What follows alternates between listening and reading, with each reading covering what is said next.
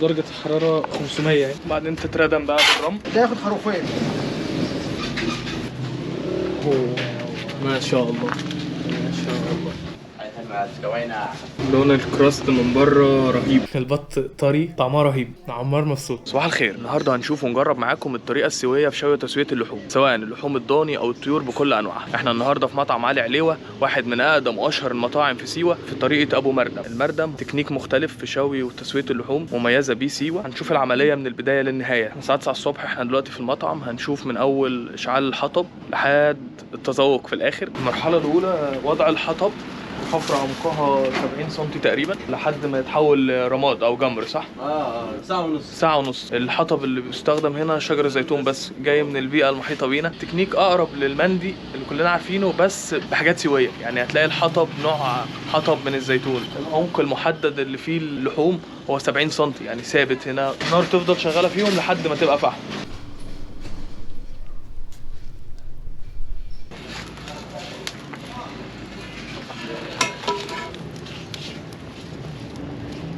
بعد الشبكة كده ما اتسخنت على النار واتحرقت بالنار بتتمسح بحاجة يعني مكنسة مخصصة ليها. هي الفراخ دي بتتبل من امتى يا شيف بقى؟ ده بتتبل من امبارح بالليل. يعني تقعد مثلا نص يوم في التتبيل؟ هي المفروض تقعد 24 ساعة. تمام. تقعد 24 ساعة. الفراخ اللي قبل ما تتبل تغسل غسلة مظبوطة وتتنقع في الخل والليمون بعد ما تتغسل تتبل وتتسب في فريزر. ده البط؟ ده البط ده تسخين كده على الغاز عشان لو في أي رش صغير بيتحرق.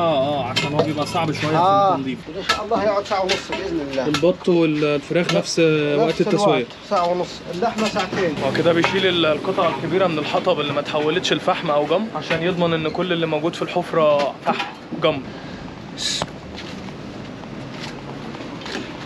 درجة الحرارة يعني 500 يعني. ما شاء الله. مش لازم تبقى لامسه الجدران دي عشان ما تتحرقش او عشان ما تتلسع تلسعش. بعدين تتردم بقى بالرمل. اهم حاجه في البرميل ده ما يتنفسش. لو اتنفس اي تنفيسه الفراخ هتطلع مش مستويه، يا تطلع مش مستويه يا الفحم يولع يحرق لك البرميل. لازم يكون الكتم ده بالرمله دي ما فيش اي تنفيسه تطلع. هندوها شويه نار من فوق ثاني. ده ياخد مثلا خروفين؟ ده ياخد خروفين. بياخد بقى كم 22 فرخه على حسب 20 فرخه 10 بطايات. الخرفان مثلا بالطلب، يعني لو حد جالكم وعايز يعمل خروف مردم. في حد بيجي بيطلب خروفين، خروف واحد بيكون معاه الرز بتاعه والخضر بتاعته. عاوز الخرفان محشيه، عاوزها ساده كده من غير اي حشو حسب الطلب ده تبدا. واللي هو اللي فيه النار ده ياخد خروف؟ ده بياخد خروف ده، لكن ده هنزله منه دلوقتي اللحمه. تمام. ده اللحمه تتبل تتلف في فويل وهتنزل. احنا كده دلوقتي تاني بنعيد اشعال النار في الفحم عشان يبقى فيه فحم من فوق وفحم من تحت. عايزين نوصل الفحم اللي فوق ده لنفس درجه الحراره. اللحمه الضاني لو مش الخروف بينزل على بعضه فبتتقطع على حسب الوزن، تبقى متبله برده، تحط في فويل وبتنزل على الشبكه برده، تنزل بنفس الطريقه بتاعه البط والفراخ. برده بتقعد في التتبيله يعتبر نص يوم ولا بتبقى لا مش شرط، ممكن وقت على طول تتبل وتنزل عادي على طول عكس الفراخ والبط.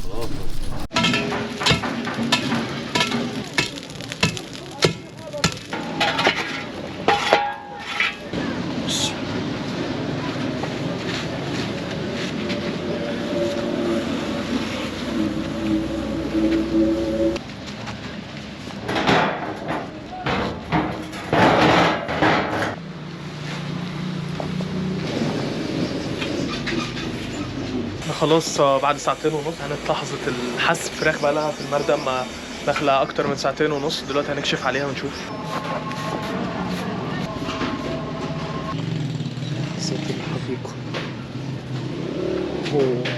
ما شاء الله ما شاء الله.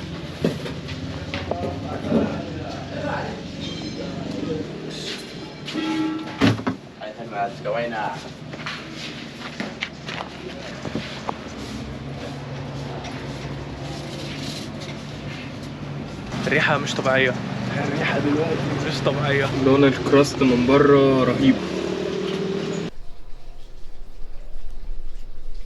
هو المكان فيه قعدات كتير بره، بس انا اخترت اقعد في اوضه كده رايقه على جنب مربوعه عشان الاضاءه كمان وعشان خاطر بعيد عن الصوت. دي قعدتنا النهارده. الاكل نزل. احنا جبنا نص بطه. ريحه التدخين باينه جدا في الاكل، دي حاجه حلوه. مش ريحه دخان، ريحه تدخين، في فرق كبير جدا. البط طري.